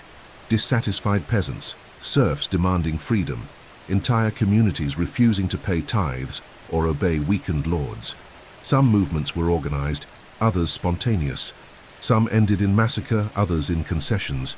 But the common thread was clear. The feudal pact had been broken. The relationship of protection and obedience that upheld the system no longer made sense in a world where lords offered no protection, the church no longer consoled, and the fear of death had already been faced during the plague. As a result, many lords were forced to negotiate directly with peasants, offering better conditions in exchange for loyalty and permanence. In several regions of Western Europe, hereditary servitude began to disappear. Free leases, coin-based contracts, and the right to mobility, concepts once unthinkable, began to spread. The peasant was no longer property of the lord, but a negotiating subject with rights and demands. The term serf gave way to free worker. Power was no longer exclusively in the hands of noble blood, and began to shift gradually to those who could produce, negotiate, and resist. This process was uneven. In many parts of Eastern Europe, such as Poland, Bohemia, or Hungary, servitude was reinforced, consolidating feudal power for a longer period. But in the West, the change was visible and growing. The monetary economy expanded. Written contracts replaced oral oaths. Markets gained relevance, and the state, represented by the figure of the king, began to centralize powers that once belonged to local lords. The feudal system did not collapse overnight, but was gradually hollowed out, like an ancient wall losing its stones one by one, until the structure could no longer support what it once promised. Though often repressed and forgotten by noble chroniclers, these revolts left deep marks. They proved that the people could act, demand, and bring about change. They paved the way for the social transformations that would culminate in the Renaissance, religious reform, centralized monarchies, and, centuries later, bourgeois and democratic revolutions. They were, in essence, the first whisper of collective freedom in a Europe that had long remained silent before the authority of lords. And so, when the dust settled over plundered fields, when the bells rang again in rebuilt churches, and the children of rebels returned to sow wheat where blood had once spilled, something had changed forever. The medieval peasant ceased to be merely part of the landscape and became a true agent of history. While minor castles crumble, swallowed by ivy and the passing of time, and the coats of arms of ancient lords vanish from faded tapestries, a new symbol begins to occupy the center of the medieval stage: the crown. No longer the crown of just any noble or local lord, but the crown of the king, a figure who for centuries had been largely ceremonial and decorative, suffocated by feudal fragmentation, now re-emerging with vigor, authority, and ambition. This marks the birth of the centralized monarchy, the moment when power begins to slip from the hands of dozens of regional suzerains and consolidate under a single sovereign in the name of a unified kingdom. And through this slow, irreversible process, feudalism starts to give way to the structure of the modern state. In the early Middle Ages, the king was often a distant arbitrator, seen as primus inter pares, the first among equals, who had to constantly negotiate with barons, counts, bishops, and lords to exercise any real power. His authority was limited by feudal oaths, local rights, and the absence of standing armies or centralized taxation. Real power was scattered across fiefs, castles, and stone towers that dotted the landscape like independent kingdoms. But over the course of the late Middle Ages, a series of forces began to shift this power equation, and the king, once a hostage to his vassals, became the architect of a new order. The demographic collapse caused by the plague, peasant revolts, the rise of cities, the strengthening of the bourgeoisie, and the revival of trade all created a new social base willing to support a strong central power that promised security, justice, and stability. Kings recognized this shift. They forged alliances with the bourgeoisie, offering protection in exchange for taxes. They began organizing professional armies, replacing dependence on vassal knights with trained and disciplined soldiers funded by growing urban wealth. More sophisticated administrations emerged, with scribes, accountants, judges, and diplomats. Royal courts, standardized currency, official weights and measures were established. The king was no longer just a warrior or ceremonial judge. He became a manager, legislator, and symbol of unity. In many European kingdoms, this process took tangible form. In France, the Capetian dynasty expanded royal power through diplomacy and war, enlarging their domains and weakening regional lords. King Philip IV, known as the Fair, even clashed with the Pope, demanding the right to tax the clergy. In England, following the Magna Carta, the Plantagenets developed a common law system and consolidated parliament under the crown's leadership. In Spain, the unification of Christian kingdoms under Ferdinand and Isabella marked the beginning of a powerful, expansionist monarchy. In Portugal, royal centralization was strengthened through alliances with the clergy and support for maritime commerce. Each kingdom advanced at its own pace, but all moved in the same direction, from feudal fragmentation toward royal centralization. This transformation, however, was not without conflict. Many lords resisted, forming feudal leagues to preserve their old privileges. Civil wars, conspiracies, assassinations, and betrayals erupted, but the logic of the new era was relentless. Kings, with coffers filled by urban taxes and rhetoric of national unity, held the advantage. The king came to be seen as God's chosen representative, anointed with divine authority, no longer merely a military leader. Monarchy presented itself as the guardian of justice, defender of the common good, and protector of the faith. This message appealed both to peasants weary of noble abuses and to merchants desiring peace on the roads and enforcement of contracts. Simultaneously, the concept of nationhood began to emerge. still vague and imprecise, but increasingly present. People no longer identified solely with their local lord or the clergy, but with a territory, a language, a flag, a shared legal code. The king ceased to be just a man. He became a symbol of all. It was he who minted coins, signed treaties, sent ambassadors, and declared war. From him emerged what would later be called the state. The fall of minor suzerainties was neither tragic nor abrupt. It was a gradual erosion, a slow dehydration of power. Feudal lords who failed to adapt vanished or were absorbed into the courtly aristocracy. Their lands came under royal administration. Their castles, once vigilant sentinels of an age now fading, became ruins or aristocratic residences with no autonomy. The fief, once the nucleus of medieval life, became just another piece on the king's chessboard. And so, as the sun rose over a transforming Europe, with cities bustling, universities expanding, laws being codified, and kings surrounded by advisors and scribes, the feudal world took its final breath. In its place emerged a world of organized kingdoms, centralized politics, diplomacy, and public administration, a world that would lay the foundation for the centuries to come, from the Renaissance to the Age of Exploration, from the Reformation to the Great Revolutions.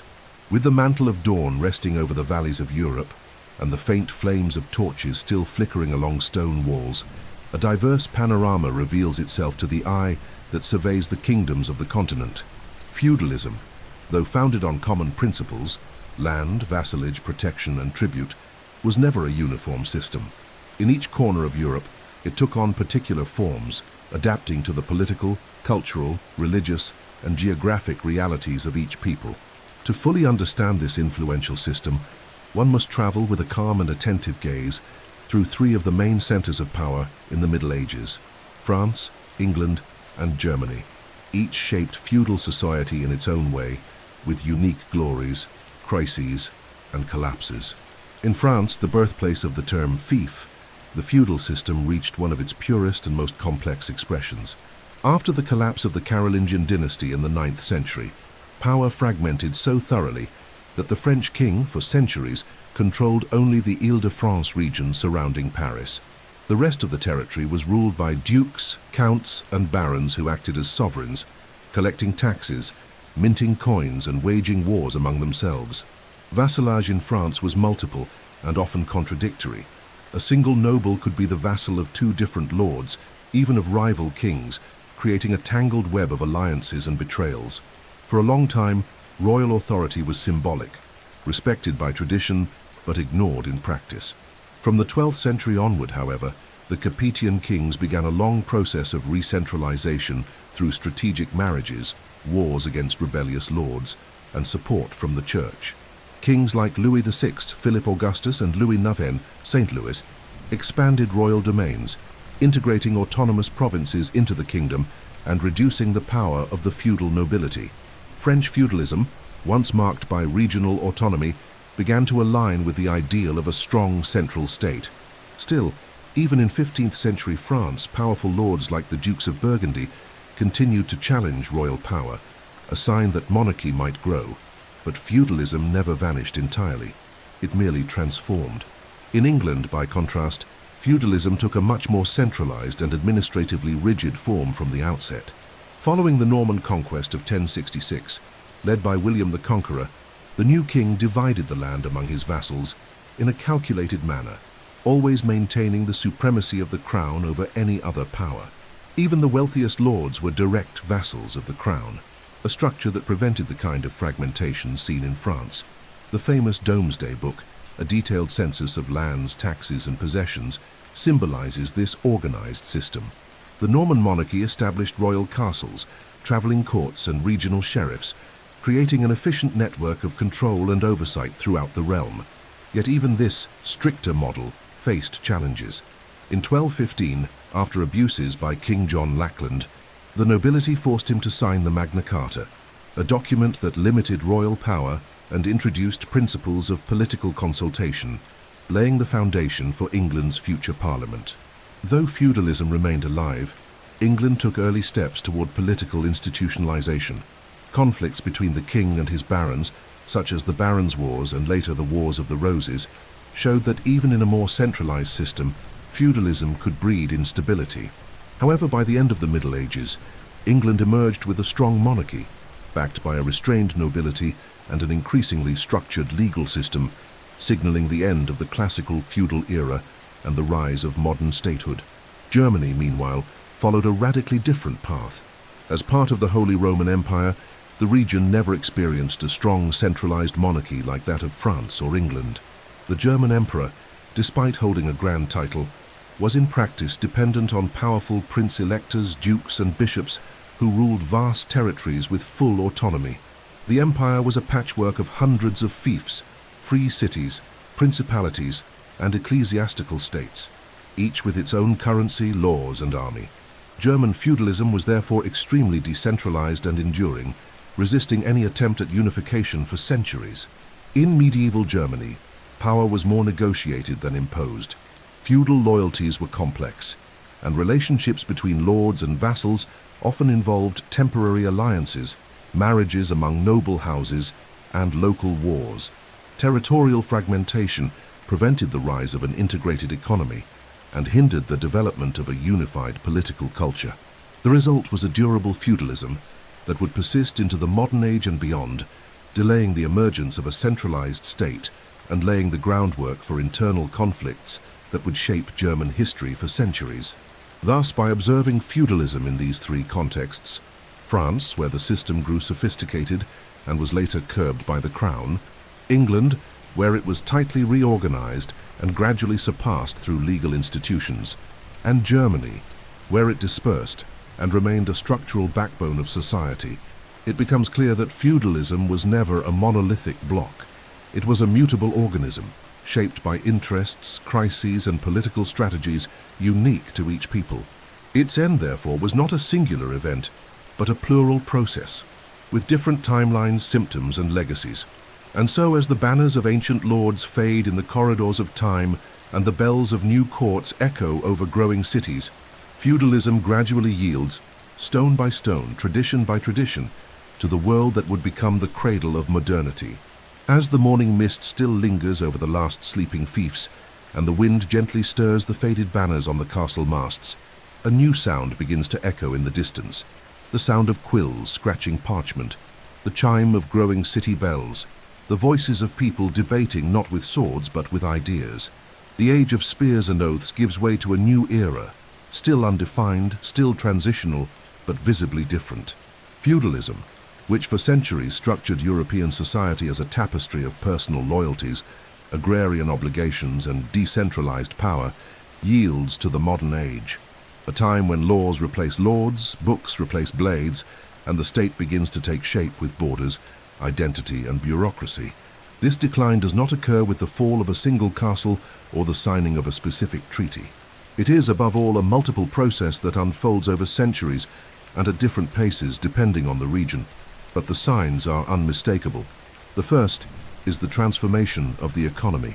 Land, which for so long had been the only asset of real value, begins to lose its central role in the face of growing commerce, monetary circulation, urban development, and mobile capital.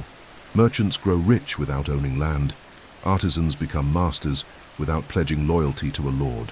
Former serfs become urban workers, free tenants, citizens. The second sign is the emergence of the modern state. Kings, empowered by alliances with the bourgeoisie and by the internal crises of feudal domains, begin to centralize functions once held by the nobility. They form standing armies, write formal laws, administer justice in the name of the nation, and collect taxes directly from the population. The concept of sovereignty emerges.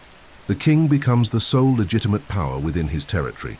No longer merely an arbiter among lords, he becomes the exclusive wielder of force and legal authority. The symbolic figure of the crown becomes the real foundation of a new administrative structure, and with it arises what had once been unthinkable in the feudal world: equality before the law, at least as a developing ideal. The third sign is the weakening of the traditional religious order.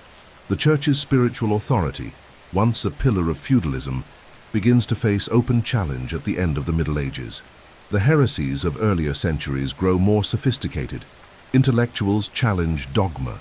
And finally, in the 16th century, The Protestant Reformation breaks the unity of Christianity in the West, giving rise to new churches, new states, and a new religious order, one in which the believer now accesses the written word directly, without mandatory clerical mediation.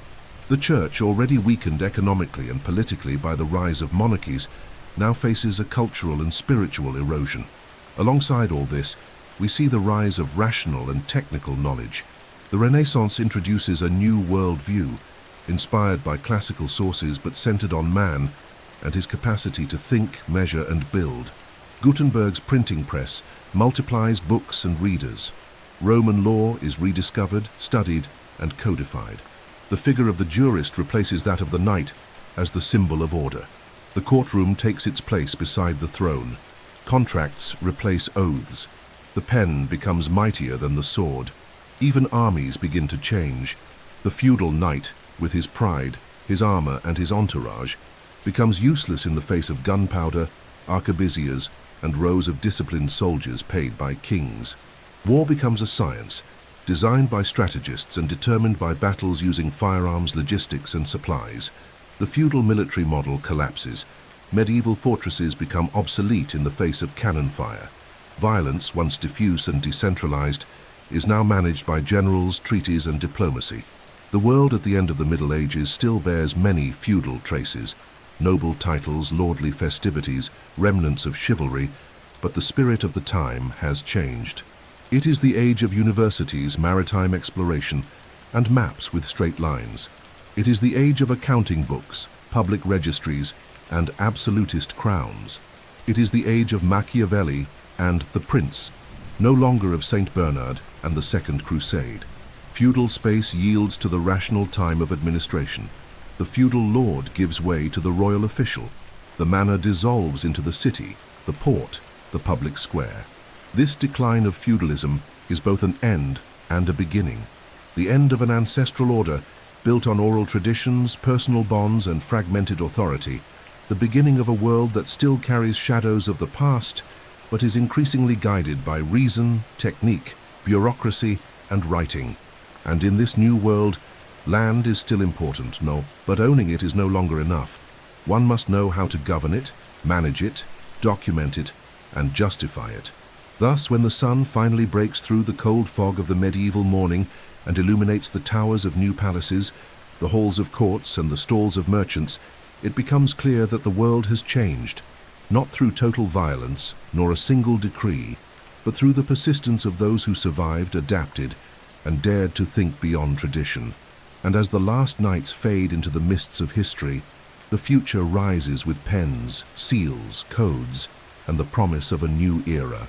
As the hands of time move forward, and the walls of old castles become ruins visited by curious travelers, it is easy to imagine that feudalism vanished like an ancient dream, swept away by the winds of history. But the medieval world, with its rituals, languages, symbols, and logic, does not disappear with the end of an era. It persists, often silently, disguised in the words we use, the institutions we enter, and the power structures we still reproduce. The legacy of feudalism is deep, enduring, and invisibly present in the modern world, and to grasp it, one must close their eyes for a moment and listen to the faint echoes that still whisper from medieval fields to the corridors of today's cities. Many noble titles that emerged during the feudal period still exist, even if only as ceremonial symbols: count, baron, duke, viscount, marquis. In modern monarchies like the United Kingdom or Spain, these titles are still used, passed down through inheritance or granted for merit. Their origins, however, are rooted in the land, in oaths of vassalage, in the administrative functions of a time when being a count meant governing a region on behalf of the king. What now seems aristocratic was once born of military and administrative duties within the feudal system. But the legacy is not merely formal, it also lives in everyday language. Expressions like oath of loyalty, my lord, vassal, suzerain, political vassalage, or feudal submission are still used metaphorically in politics and social critique. We speak of feudal power structures when describing authoritarian and personalized regimes. We say someone rules like a king in his own fief, to refer to a local authority acting with excessive autonomy. Today's vocabulary, therefore, still carries the memory of centuries of servitude, honor, domination, and allegiance. In social structures, much of the feudal model survived for centuries after its official decline. In many Eastern European countries, such as Tsarist Russia, serfdom endured until the 19th century, with peasants tied to the land and bound to serve lords who inherited feudal rights. In rural areas of Western Europe, forms of land leasing, forced labor, corvée, and payment in kind persisted even after the rise of modern nation-states. In Brazil and other parts of Latin America, systems like hereditary captaincies, sugar mills, and latifundia bore clear marks of feudal logic, with rigid hierarchies, land centrality, and personal dependency. Medieval churches with their towering spires, relics, and bell towers remain in thousands of villages and towns, often still at the heart of community life. Benedictine, Cistercian, Franciscan, and Dominican monasteries, once filled with copyist monks and powerful abbots, have been transformed into universities, museums, research centers, and schools. Within their walls, the routines of study, discipline, and contemplation have taken on new forms of knowledge, but the monastic structure is still visible in cloisters, libraries, rules, and even in the reverent silence of some academic corridors. In power organization, the legacy of feudalism can be seen in resistance to centralization, in strong regional structures, and in parliaments made up of representatives from estates or orders, such as clergy, nobility, and commoners. The very idea of subsidiarity, present in modern democracies and federal systems, carries the feudal logic that decisions should be made at the level closest to the people, not by a distant center. The public's distrust of absolute power has deep roots that grow from the fear of arbitrary lords and a long-standing appreciation for local autonomy. In land ownership systems, many countries still grapple with the consequences of land concentration that began with the unequal distribution of fiefs. Families that have controlled vast lands for generations continue to wield significant political and economic power, even within republican and capitalist frameworks. Land remains for many a symbol of prestige, security, and authority, just as it was for feudal lords. And conflicts over land, as in the past, still provoke disputes, exclusion, and inequality. Even in folk festivals and cultural celebrations, feudalism lives on. Medieval tournaments, reenacted battles, themed markets, harvest festivals, pilgrimages, and processions continue to recreate rituals from a time when faith, sword, and soil structured daily life. We wear medieval costumes, watch fictitious jousts, read chivalric romances, and remain fascinated by kings and castles, because in the collective imagination, feudalism never truly died. It transformed into myth, into memory, into metaphor. Thus, even as we walk through modern streets surrounded by glass, concrete, and electric lights, something deeply medieval still walks with us. It's found in the contracts we sign, in the hierarchies we follow, in the fear we still harbor towards centralized power, and in the hopes we place in leaders who, more often than not, still govern like lords in their own domains. Feudalism, then, did not end. It was transformed, recycled, veiled in new attire. And when we carefully observe the world around us, we realize that even without castles, invisible walls remain. Even without lords, silent submission persists. Even without fields of wheat, there are still lands and hands that feed empires. And so, at the close of this long journey, as the world rests and the dawn restores silence to the stones of old fiefs, we understand that history never dies. It merely sleeps within us, awaiting to be remembered.